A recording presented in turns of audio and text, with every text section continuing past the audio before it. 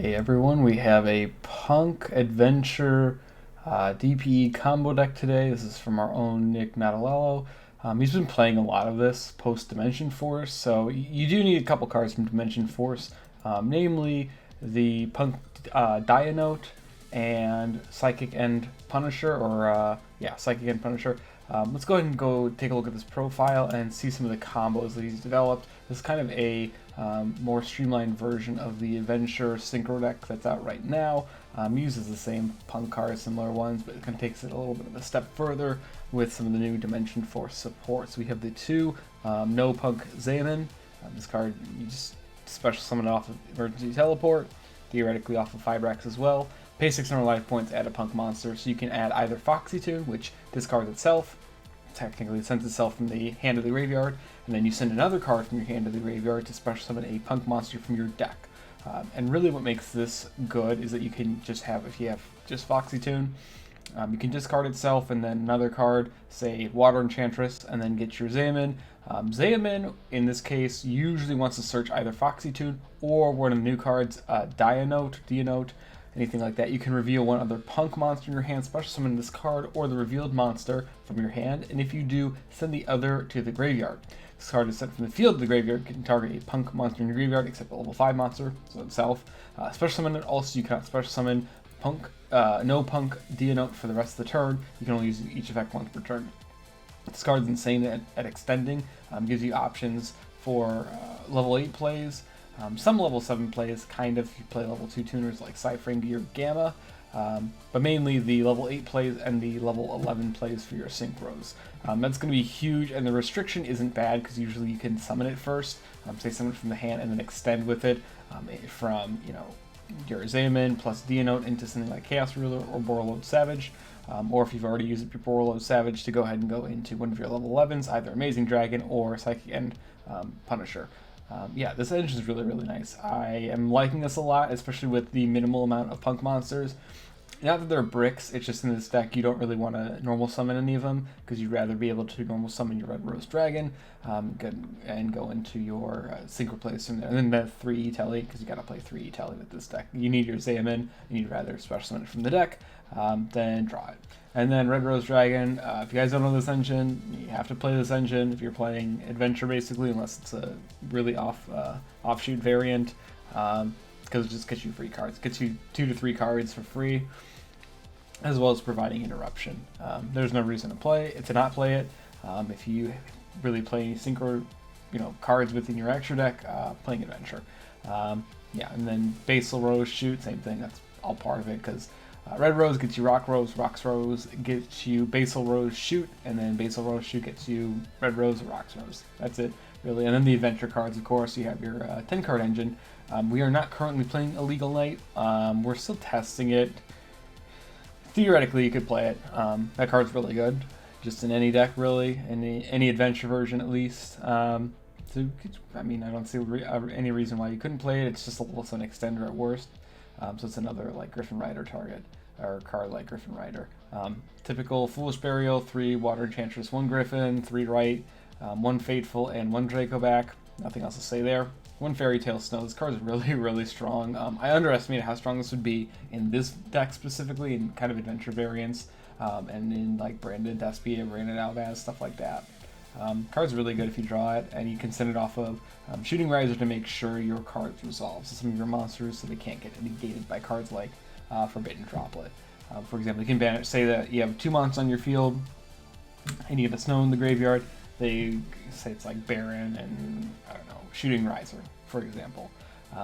You go activate Baron effect, they chain Droplet, you chain, say, Spell card, and then chain Snow. You can banish your 2 monsters, so you only have 1 on the field at resolution, and then their droplets resolves without effect.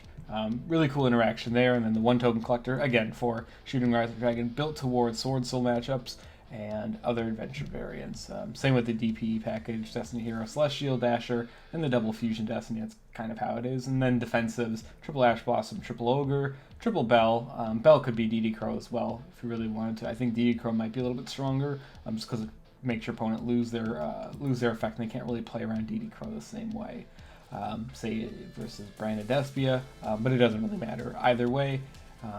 still triple Bell, and then triple Veiler, and the one Call by the Grave. That's a pretty streamlined main deck, and there are really just a few major combos that you play, but it's a really nice toolbox deck that you can play. So let's go ahead and move on to the extra deck and see some of the cards that we play in here. We have the Link Spider for Nibiru and Right of Aramesir. Pretty Anaconda, because the card's absurdly broken. Same with Crystron Hopka Fibrax. And Karubini, Ebon Angel of the Burning Abyss. Card's really good. You can summon it off of your 2 level 3s. Say at worst you have Zayamin plus E-Telly. Cool. You can go Zayamin, special summon from the deck off of E-Telly, effect, and then get like Fox Tune or Note, and then normal summon your, your other Zayamin or Water Enchantress. Go Karubini, and then either mill Water Enchantress or mill, again, theoretically, Fiendish Rhino Warrior to mill Token Collector. A bunch of options with this card. It's a nice toolbox. I don't think you necessarily need to play it, but it is still really, really strong. I would still play it regardless. It also makes your level 3 hand traps, Ogre, any of the ghost cards, and Emergency Teleport turn into your combo. And then we have Dark the Dark Charmer, really good at stealing VP. Not a whole lot else to say about it. Selene Axis Code, this is really strong with playing cards like Veiler and Fibrax. It just gives you a free OTK. And there's deck space in here, so might as well play it. And then the Double Shooting Risers. This is interesting because Nick actually uses both Shooting Risers basically each game. This card's really strong just to turbo into either into Token Collector, any cards you want to Foolish, or any cards you don't want to see, past your first turn. And then, milling Fairy Tale Snow. It's insane. And then Black Rose Moonlight Dragon. This card's really nice versus something like Branded, unless they have Branded Lost. That's a different story. But if it's special summoned or a level 5 or higher monster special summoned to your opponent's field, you can target one special summon monster they control return to the hand. You can only use one once per turn. So you can end on this as well if you really wanted to. And then you just get a free bounce basically each turn. Really good versus cards like Lubellion when they want to go into their combo. Again, assuming they don't have Branded Lost. Go into Lubellion and then bounce it, and then, hey, now they can't use it for Mirror Jade. So good stuff. I really like this card, and this card hasn't seen play in a couple of years now. Yeah, I like how, and it also gets the additional effect. Theoretically, if you play Frozen Rose or Blooming of the Darkest Rose, you can't use it for Black Rose, but, you can play Black Rose in this deck too, or something like, playing Synchro with Rocks Rose Dragon. It's okay. I mean, there are some interactions specifically with Black Rose Dragon, the original, but this is still a really nice option too. And then Borreload Savage Dragon. It's just a negate level 8 Synchro. Note enables it, and you can equip your Fibrax to it. Good card, Baron. You play level 7s, level 3s, plus Red Rose Dragon. You gotta play it. And then Amazing Dragon. This card's really, really good. This is like a Basha Brightness of the Yang Zing for punks. This deck feels a lot like the Yang Zing. Some of the Synchros are kind of similar. Synchro Summon, target 3 up to cards your opponent controls, up to the number of level 3 psychic monsters with different names you control in your graveyard. So usually it's just going to be like Ghost Ogre and Zayamin. That is the thing there. And then you can target a punk monster in your graveyard, including a Synchro, except Amazing Dragon, but we do get another Synchro in Power of the Elements, and then you can special summon that card. You can only use one effect per turn and only once that turn. So you can't bounce and use the revive effect, but usually if you're going first, you can summon this and then get a free revive to summon Fibrax back, or to summon your monster back and then get Fibrax. Still a good card, really good goat in second too. Bouncing just as many cards as you want. And then Psychic and Punisher. This card's insane in Dimension Force. It's basically generic, one tuner, one non-tuner monster, level 11, where your life points are equal to or lower than your opponent's. This Synchro Summon card is unaffected by your opponent's activated effects. Just like a tower, it's 3,500 attack, really strong, and a good way to play into a rival Cybers. And then once per turn, you can pay 1,000 life points, target a monster you control, and one card your opponent controls, banish them. So you can banish itself too, which is cool. Start a battle phase, you can make this card gain attack equal to the difference between your life points and your opponent's. Again, a good way to out the rival Cybers. Just a good way to play around a bunch of pesky removal. We can get over most boss monsters. And then last but not least, we have Destroyer, Phoenix, Enforcer. You play the Destiny Hero package, you just play this card. Side deck, I'm not going to go over just because it's, again, dependent on the event. So we're going to go ahead and show kind of some of the plays that you can do with this deck and how it differentiates itself from the current Adventure Synchro deck. Let's go ahead and take a look. Alrighty, so this hand starts out with Emergency Teleport activation and Called by the Grave. Let's go ahead and see how this plays out. So Zaymon is going to go ahead and pay 600 life points. And then you add Foxy Tune. Foxy Tune activates, discards itself to summon Dionote from the deck. And summon Fibrax. Fibrax can be Chainlink 1, Chainlink 2 is going to be Dionote. And Dionote is going to summon anything but itself. Yeah, we're going to go Foxy Tune. So this is where Amazing Dragon will come up turn 1. Then you can go Red Rose Dragon, then on Resolution, activate Rox Rose Dragon.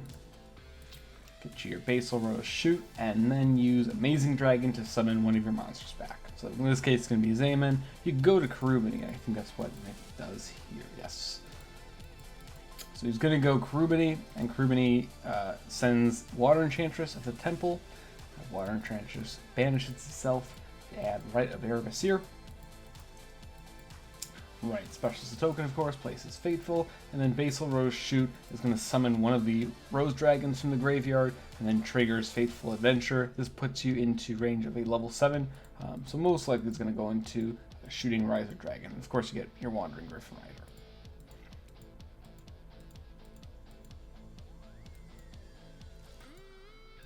You can also go Baron de Fleur here as well. That's 100% playable as well.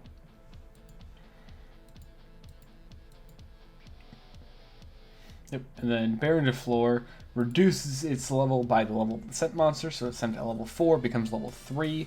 And then you go Griffin, level 7 plus level 3 equals level 10. Amazing Dragon plus Karubini equals Verte Anaconda, and then you have your DPE. And then Fibrax, if you want to play a tuner, say you wanted to cut one of the monsters to the edge deck, you could play something like Formula Synchro.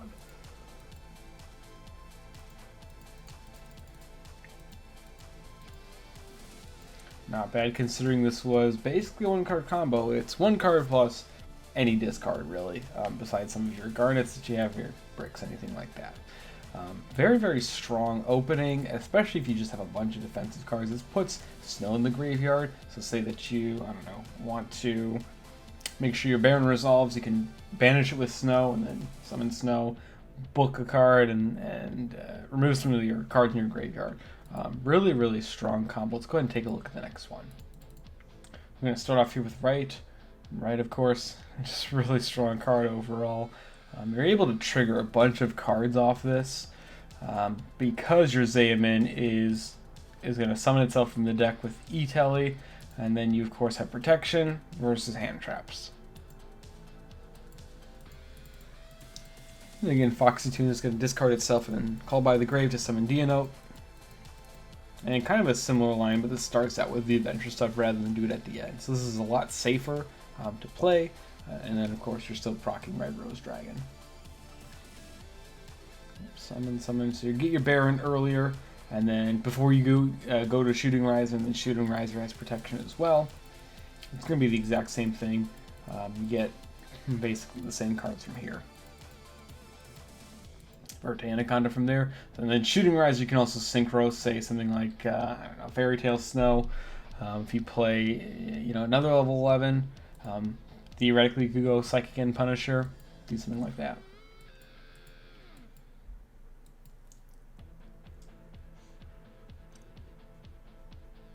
Alternatively, if Shooting Riser stays on the field, you can go, Fairy Tale Snow from the graveyard, banish it, and then Shooting Riser is still going to be at level 3. You can go either into like Moonlight Dragon, that's an option too. That's a really strong opening versus Branded decks, Branded, Fallen of Albaz, Despy, anything like that. You can just bounce their fusion with a bunch of protection. Again, Formula Synchro can come up here too. TG Wonder Magician, anything like that too. You can play Scythe in here, but at that point it becomes just like a Synchro adventure deck, kind of what we see. We've seen this for about 2 months now.